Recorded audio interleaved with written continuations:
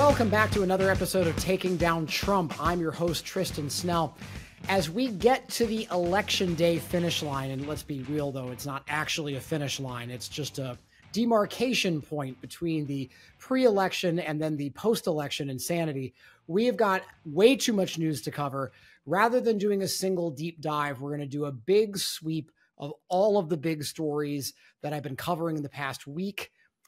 We will be closing, though, with, of course, that insane Madison Square Garden rally by Donald Trump and his denigration of pretty much everybody, but in particular, the biggest story that's emerged from that coming out of the denigration of the Puerto Rican community and the fallout that that represents. First, to kick off, let's talk about Trump and corruption and the influence that he's having in our system, especially with big, powerful interests and billionaires.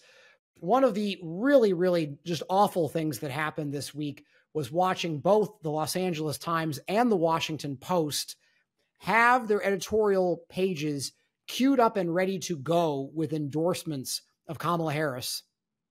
And then the ownership for those newspapers putting the kibosh on those endorsements and saying they're not going to endorse anybody. Let's just be clear about what that represents. That is big time moneyed interests already engaging in a certain drawing back because of fear or an opportunistic currying of favor of the coming dictator on the march. And let's especially focus in this respect on the Washington Post and its owner, Amazon founder Jeff Bezos, who, when he's not meddling in the internal politics of his newspaper, which is still considered to be one of the top newspapers of record in America, is still famed for breaking the Watergate scandal, has won more Pulitzers than you can shake a stick at. When he's not meddling at that, he's trying to find some cockamamie stupid way to go to Mars and has this space exploration company called Blue Origin. They've done some legit science stuff. They've done some legit space stuff, but a lot of it, and I put Elon Musk, who we're going to talk about in a minute, into the same category. These are billionaires who don't know what to do with all of their billions, is what's going on really here. But at the same time, as they're doing these boondoggle companies, they want to win government contracts. And I'm probably going to do a deep dive at some point here about how we sadly decided to privatize space. We had some good intentions in doing that, but we privatized U.S. space exploration and science and rocketry and the absolute failure that that has been. And I do think there were good intentions there, but unfortunately, it's gone an entirely bad way because it's become this billionaire's playground. But the optics of this, where Trump took a meeting with Blue Origin, Bezos's company, the same day that Bezos put the kibosh on the Washington Post doing an endorsement. And then Bezos does this stupid editorial thing where he tries to explain himself and say, well, we shouldn't be doing this because neither side trusts us this way and we should remain neutral and so forth and so on. Hell of a time to do so. You're trying to claim neutrality, but your neutrality has it picks a side. There's no such thing as neutrality when it comes down to a battle between fascism and freedom. Just ask the Swiss. That didn't go so well. Like, oh, we'll just be the banker for everybody, but you're the banker for Nazi gold. That was a problem. And they've had to apologize and pay reparations for it as a result. Ask them how that went for them. There is no neutrality here, and I don't buy it coming from Jeff Bezos because he isn't neutral. He has a bias here because he's trying to win these big, fat federal contracts for Blue Origin to go do more stuff in space. So if he didn't have that conflict of interest, maybe I'd buy this from him, but I don't, and neither should you. And then let's talk about Elon Musk, because it was an interesting week for him. Not only do we find out that he is being worked by Vladimir Putin, that they've been having secret communications for the past couple of years. And let's be clear, there's no being friends with Vladimir Putin. If Vladimir Putin is on the phone with you, he's trying to work you. He is a KGB veteran. That's his job. Like, that's how he got to where he is.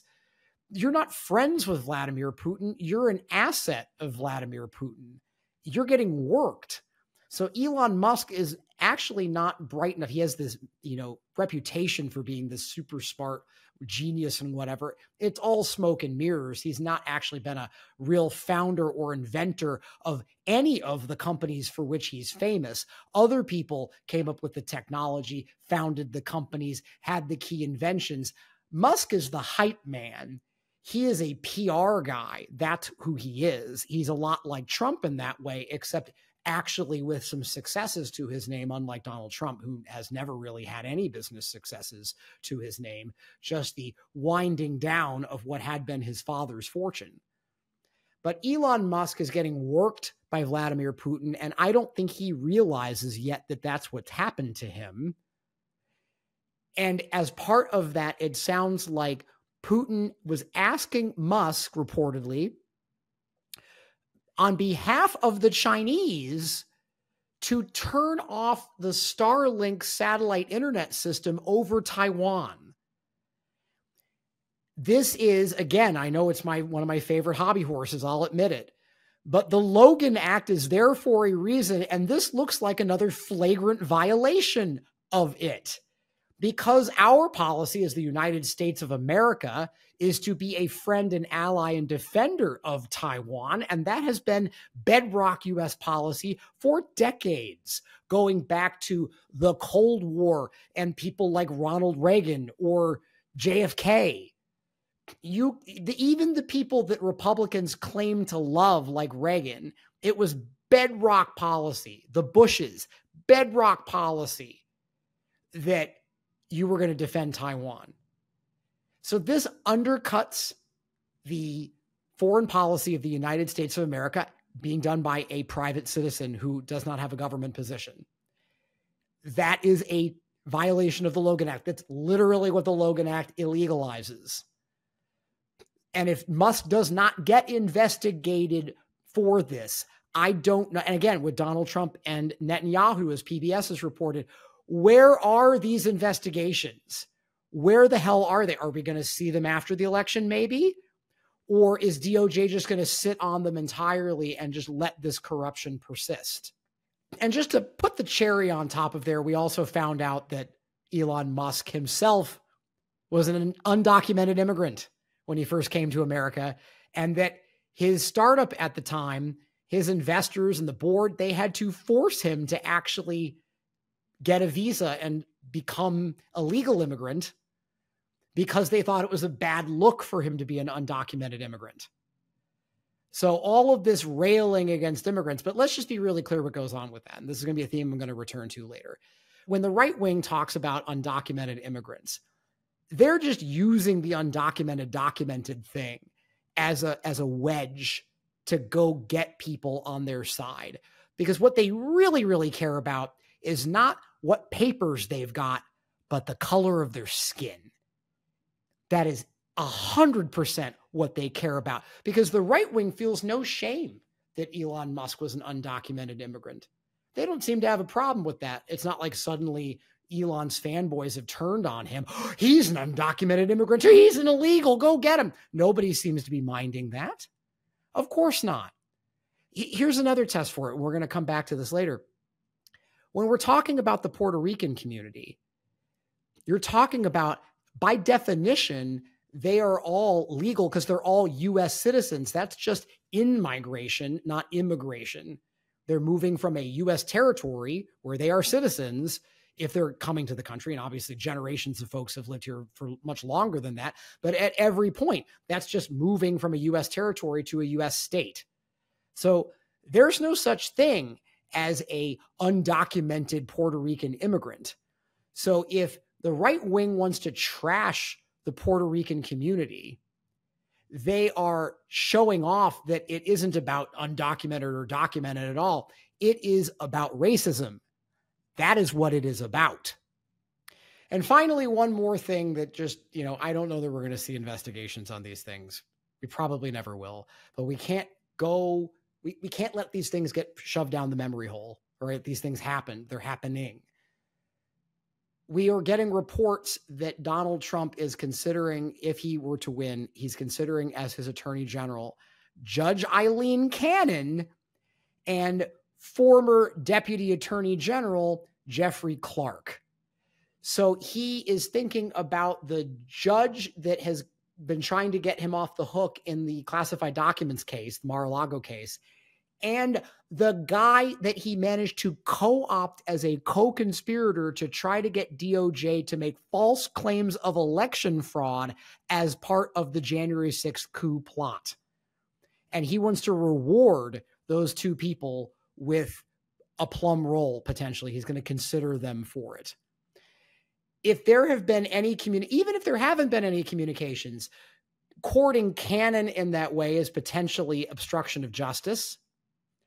Courting Clark in that way, same as witness tampering, because Clark, you may remember, is an indicted co-conspirator in the Georgia case, which I know we've largely forgotten about, and he is very much an unindicted co-conspirator and probably, I think, eventually will be indicted co-conspirator in the DC J6 case. So for him to be offering anything of value to Jeffrey Clark is a potential crime that should be investigated by either Georgia and or federal authorities. Not sure they're going to, but if I were on either of those legal teams, I would sure as hell be pushing to open up a wing of the investigation to look into how Donald Trump might be engaging in witness tampering. So that's the corruption block of the show. We're now going to turn to really, these are kitchen table issues that impact all of us that are really, really important as the election hits the home stretch. We're going to talk about that in a minute.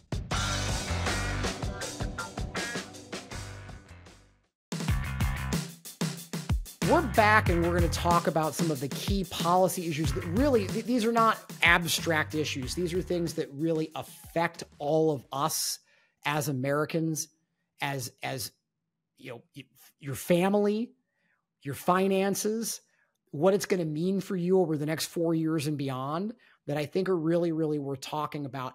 You know, people always say they want elections to be about the issues. Well, here are some issues. And I think these are really, really important ones to draw a distinction among the candidates. And I think these are things that have been coming to light a little bit more down the stretch. One of them is inflation. Obviously, Donald Trump has been beating the hammer on that for a long time. They still are, although you notice that hammering has gotten a lot quieter over time because the news on this front has gotten a lot better.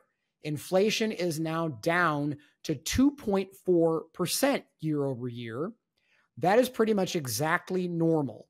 Inflation in America historically, over decades and decades of data, typically around 2 to 3% per year. 2% is considered to be the Fed target that they shoot for. That's where they really, really want it to be when they're trying to adjust interest rates to see if they can help affect that inflation rate.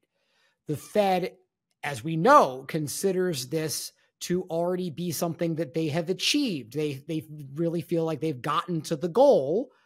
How do we know that? Because now they're lowering interest rates, right? They raised interest rates to fight inflation. They lower interest rates once inflation is back under control so that they don't put too much of a brake on the economy. High interest rates can lead to higher unemployment, help drive the economy into a recession. This is monetary policy in a nutshell, right? But we just need to remember, because of course, the mainstream media is not reporting on this. Inflation is largely back to normal. Now, does that mean that your prices went back down to where they were before COVID? No, they're still going up. They're just going up less quickly, because that's how the economy works. If prices dropped, that's called deflation, and it usually only happens when you have like a depression. We had deflation during the Great Depression.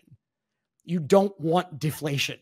So if, as much as we would love for things to go back to the prices that they were from a couple of years ago, if we actually achieved that, it would mean that something else had gone very, very, very wrong. So it doesn't work that way, unfortunately. But if you're still seeing prices climbing faster than that, so that means that like your gallon of milk should be 2% more expensive, all other things being equal. I'm oversimplifying here, but let's just say whatever goods that you sort of look at as your barometer for how you're feeling about prices, that thing should be 2% more expensive now than it was in October of 2023. If it is more than that, that's not inflation. That's not the global economy and the Ukraine war and other things that had been affecting global prices, not just in America, but in every advanced economy. That's not inflation. That's price gouging. That's what you're experiencing. That feeling of like, oh my God, these things keep on going up and up and up. That's not, economically speaking, inflation. That is the places that you shop screwing you over, using inflation as an excuse to jack their prices up more and more and more. We know that this has happened. It has been studied. It has been reported on. It has been admitted by companies like Kroger that they've been doing this. They have been ratcheting up prices faster than inflation, faster than their costs. Look, they can do that if they want to. That's called a free market system. If they could price whatever they have at whatever they want, that means that you shouldn't be paying for that. And if different companies are in league to keep prices at an artificially high rate, which they might be, we don't know, that should be the topic of more investigation, then that's an antitrust violation and that's illegal and that shouldn't be happening. But the government needs to be taking more steps to fight price gouging, where they're using something like inflation that is often temporary and was in this case, and they're using it as an excuse to suddenly jack up something like milk or eggs 20%, 30% or more. And we as consumers also need to make sure that if we're seeing crazy high prices and we're seeing just the prices go up and up and up and up, stop shopping at those stores, shop around, push back, try to find some other place to get these things, because it shouldn't be happening anymore. You shouldn't be seeing these prices go up. That's the companies getting you and taking you for a ride, rather than global economic conditions that need to be combated by the Federal Reserve. Next, let's talk about taxes. There's a great study that I saw this week that showed that it's actually very simple. If you make more than $350,000 per year, Donald Trump's going to lower your taxes. If you make less than $350,000 per year, then Donald Trump's going to raise your taxes. That's right. And this happened a good bit before in his first term. It's going to be even more stark given what he's outlined for his second term. He is going to cut the taxes on rich people and corporations even more than he already did, which caused an enormous amount of damage. And he's going to partially make up for that. He's going to grow the deficit, mind you. The debt's going to go up as a result. So it's not like these are going to offset, but the other thing that he's at least going to be trying to do to pay lip service to fiscal discipline is to balance the budget on your back. You're going to pay more in taxes. We're going to pay more in taxes. And Jeff Bezos and Elon Musk and Donald Trump himself are going to pay less in taxes. So just remember that as you get ready to cast your ballot right now at your table or at a ballot box next week. But let's talk about something a little bit more positive before we move on to the home stretch of the election. A positive policy development. We don't get those very often. This is amazing. Kamala Harris has proposed what I think is one of what I dearly hope this is going to get enacted. I really, really do. I pray that this will get enacted. I hope she wins, and that it's one of the first pieces of legislation that she puts to the Congress, and that it gets passed by a Democratic House and a Democratic Senate. That's what I want. And I want this to be one of the first bills that she signs at her desk. She has proposed expanding Medicare to pay for home care for seniors. Anybody who's ever had any elderly relatives who are they're getting older, they're getting sicker, whatever it is, and they need help, and you want them to be at home and not be racking up massive bills in the hospital.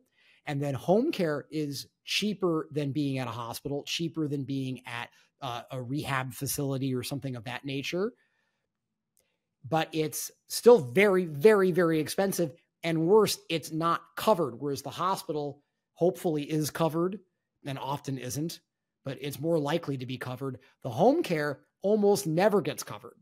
Very rarely. There are some limited circumstances in which Medicare will pay for home care.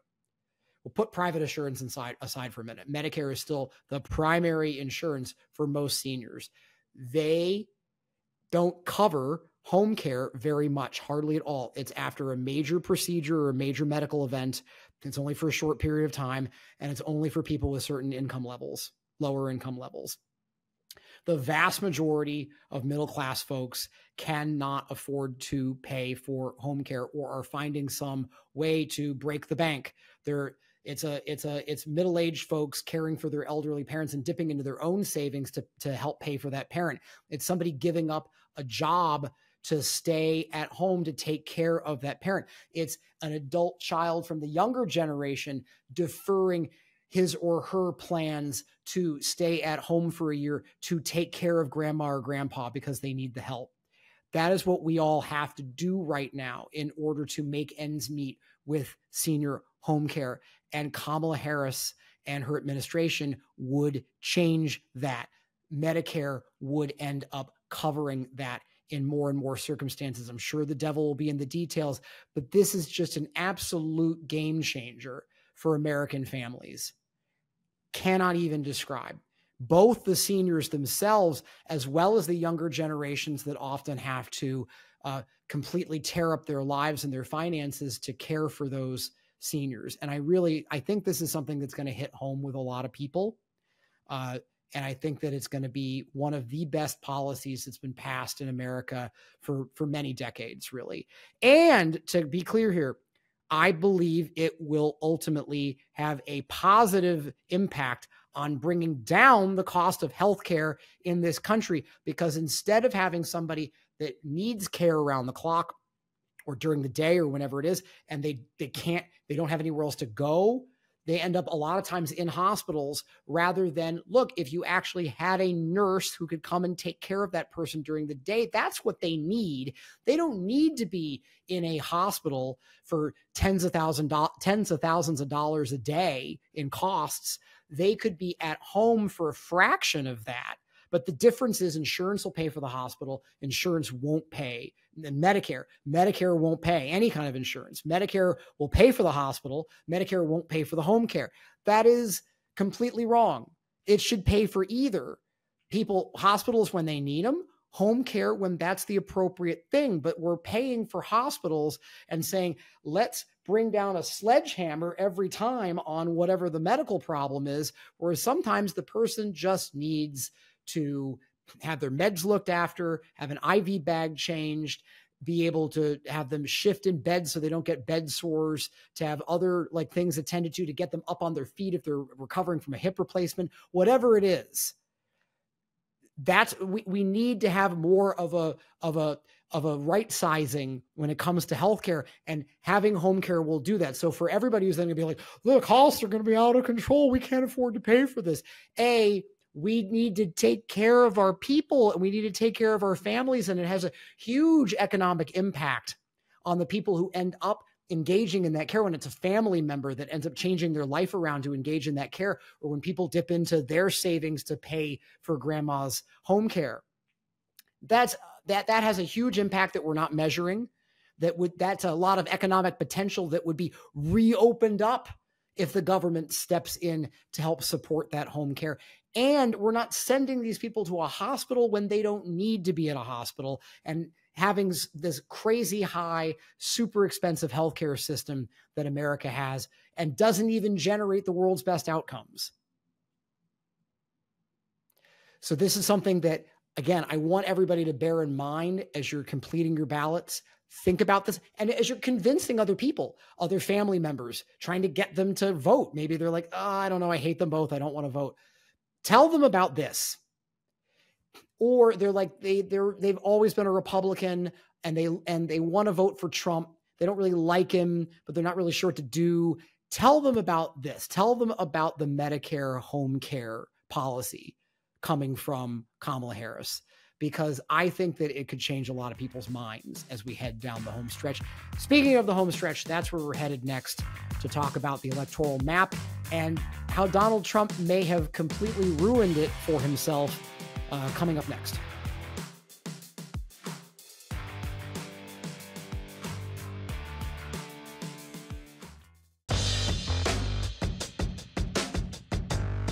Welcome back, and let's talk about the final sprint to Election Day. There's a lot of really interesting things going on, and then we're going to close by talking about what the hell happened at Madison Square Garden the other night.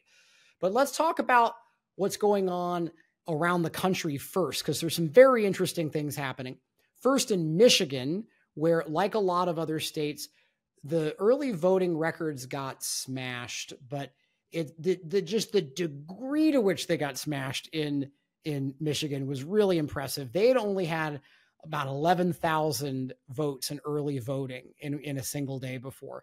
And the first day of early voting, they ended up with over 100,000 people voting on the first day of early voting. It was a 10x difference.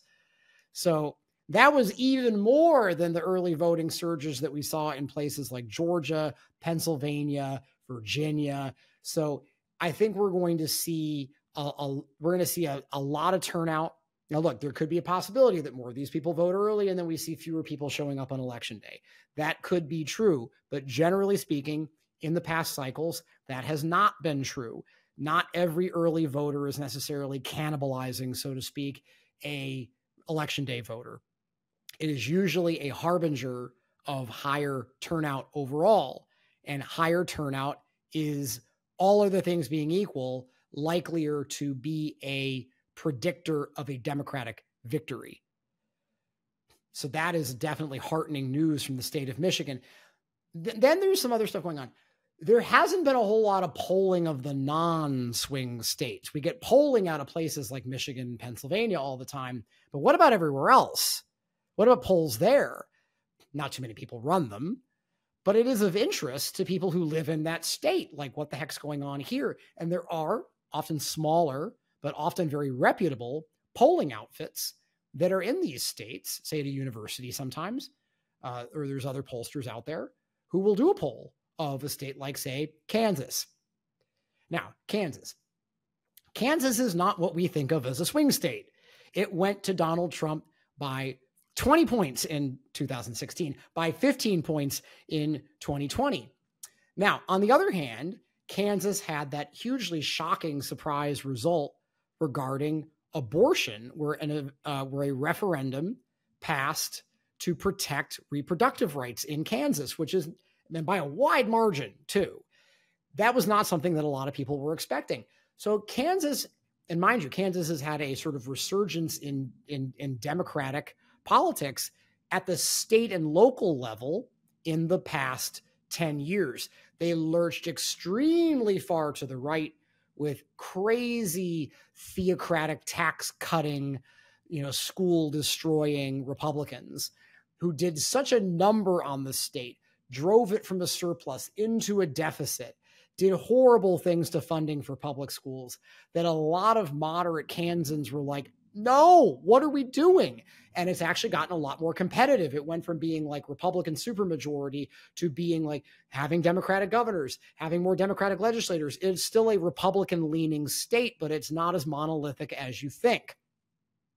But still, it had been rock solid for Donald Trump both times around. No reason to think that it would be anything like that. Otherwise, there were still plenty of people in, say, 2020 who voted for Trump at the top of the ticket and then voted for some state and local Democrats. There were people who did that. There was ticket splitting. Now might be a different situation. I'm not saying that we're going to win Kansas. I'm not going that far. But to see a poll show Trump only up by 5, and from a outfit that has been considered to be reputable in the past, yes, it's just one poll. I get that.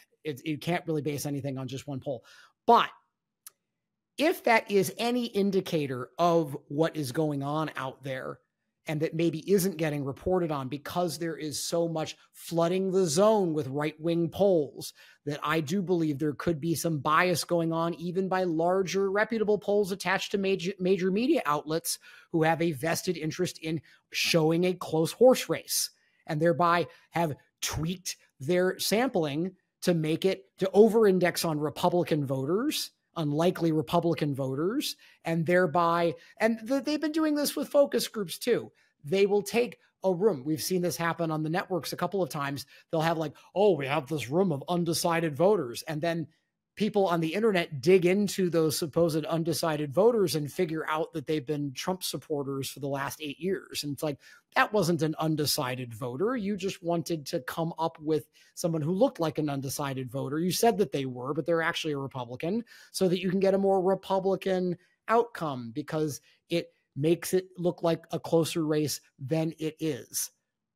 I believe that there is a lot of that going on there, and I'm not alone in thinking this. People that know way more about this topic than I do, like say Simon Rosenberg, he's been talking about this for quite a while. And I think that, let's get back to this, if we might not know what's really going on out there in a lot of the rest of the country, and this Kansas poll may be an early indicator of what's to come. It may still be that Donald Trump is then carrying Kansas. Maybe it's only by 7, maybe it's only by 8, something like that. Maybe it is as few as 5. But if Donald Trump is only able to carry Kansas by single digits, if we just extrapolate from, like, if you think of the spectrum of states from blue to red, Kansas is pretty red.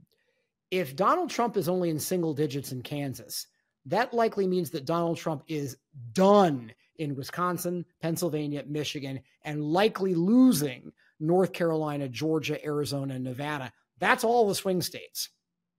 If Donald Trump has that thin of a lead in Kansas.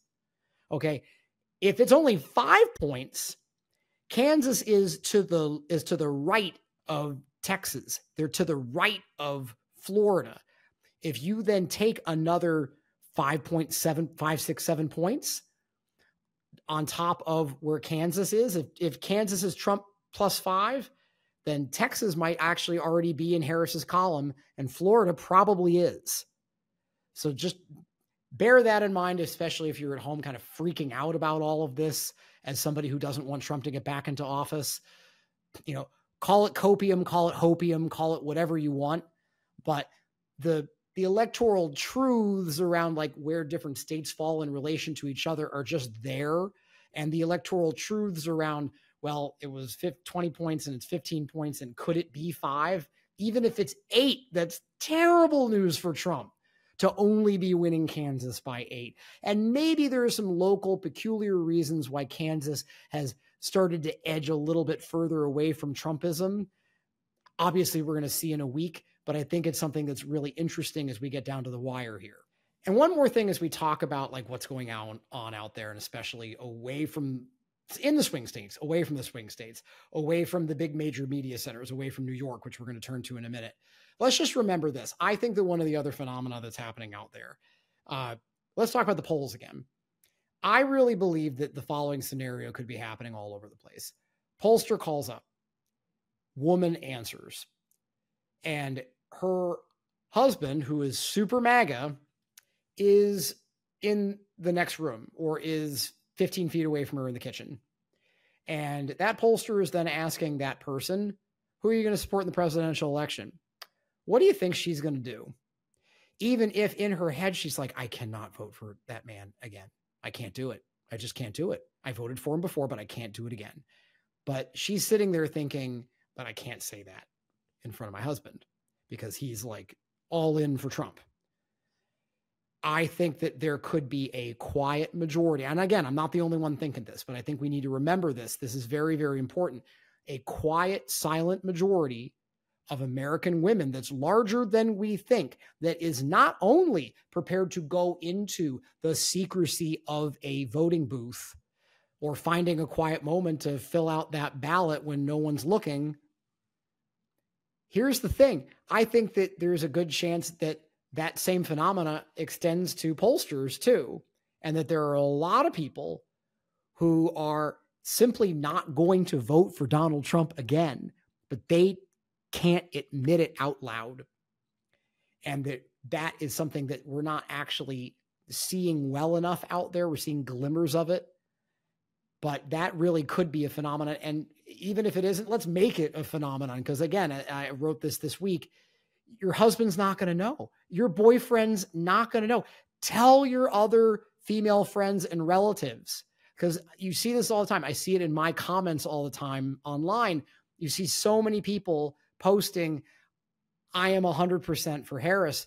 I can't tell my husband. Now, obviously, they're tweeting under a pseudonym, right? But like, that's what people are doing. I think people are sitting there being like, I can't let anyone know what I'm doing here. And I don't even think it's just that couple scenario. I think a lot of it is people not necessarily wanting to put that Harris yard sign out, right? Because all of their neighbors are Trumpers. You know, we think of these people as blue dots, but they could be blue dots in suburbs or in rural areas in a swing state like Pennsylvania or Michigan, and they're all going to add up. So that phenomenon, I really believe, is real, and I think we're going to see it next week.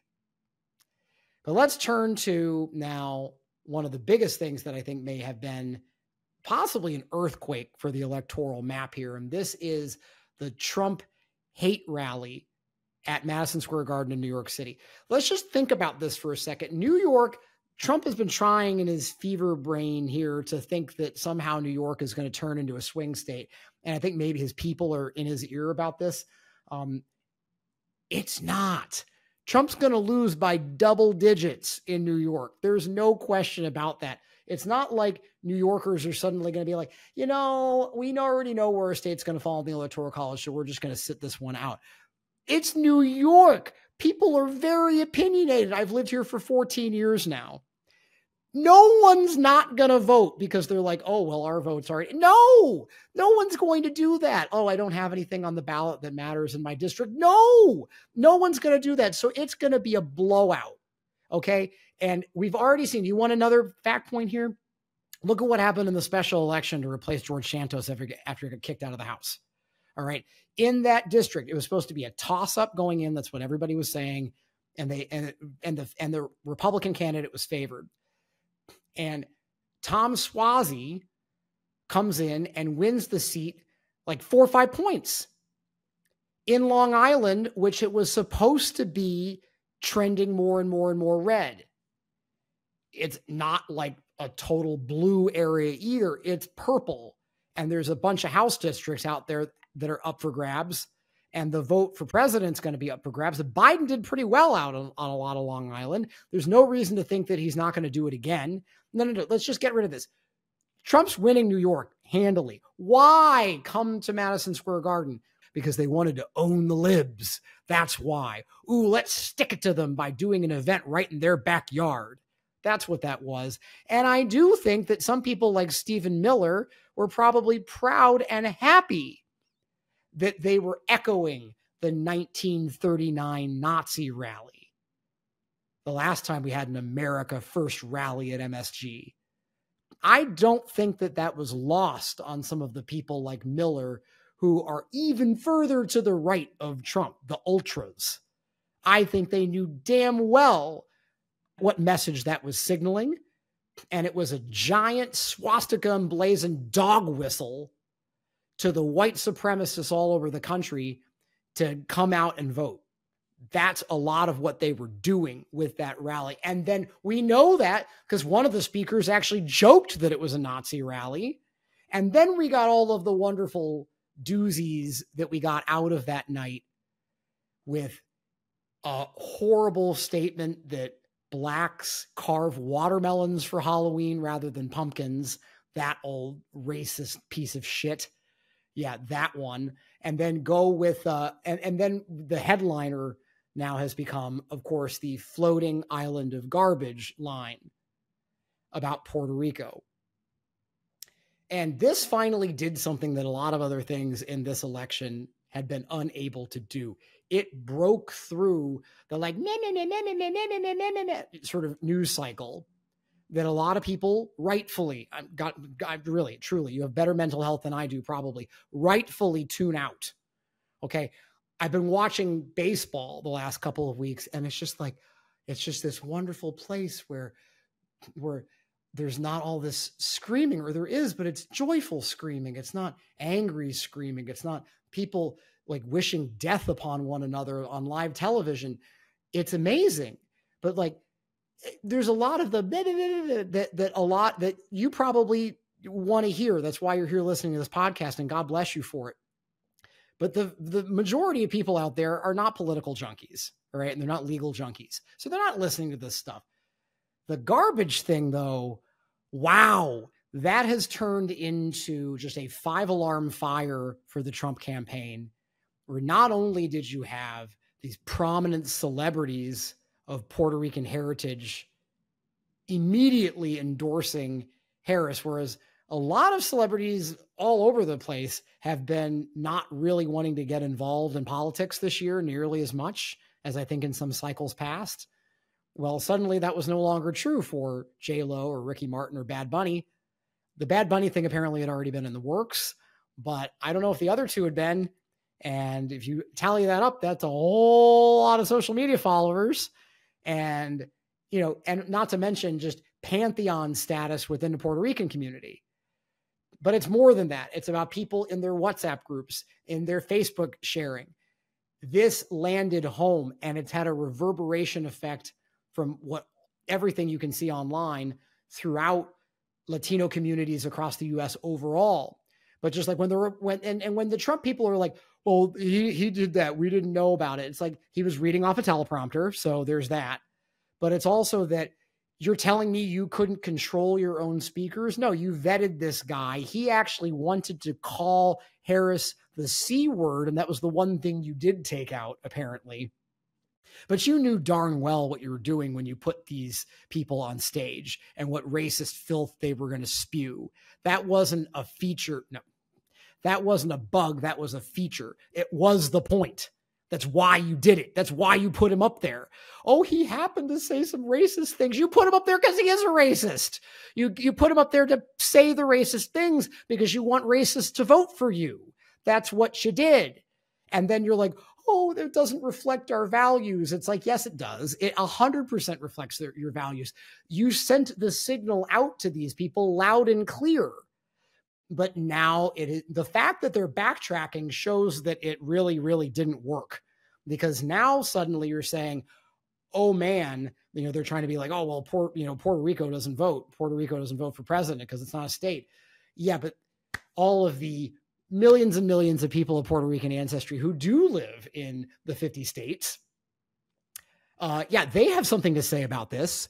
And by the way, about 500,000 of them live in Pennsylvania, not something you were necessarily expecting, right? Florida, not New York, has the largest population of folks who have Puerto Rican ancestry, 1.1 million.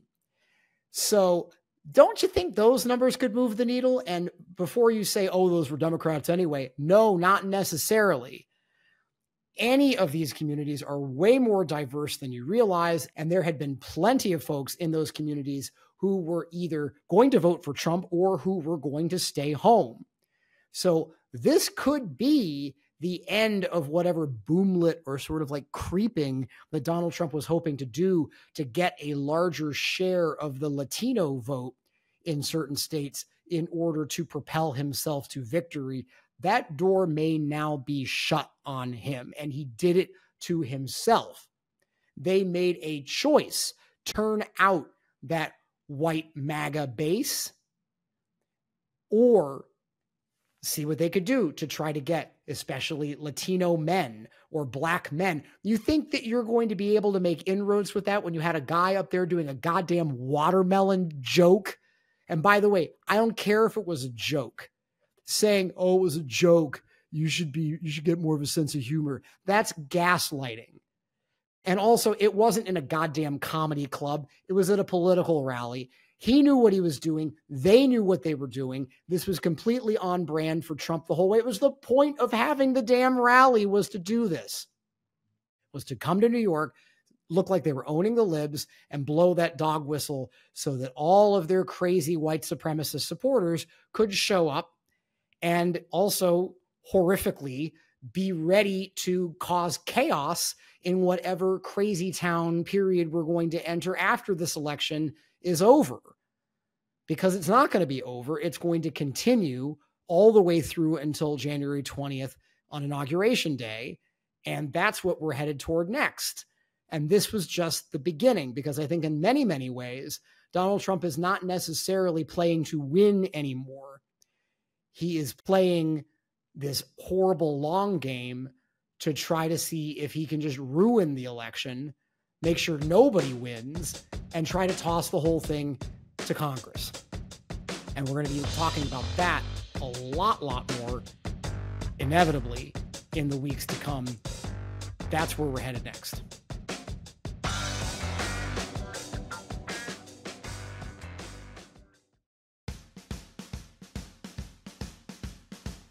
That was our show for this week. As always, if you like what you're hearing, make sure to follow this podcast.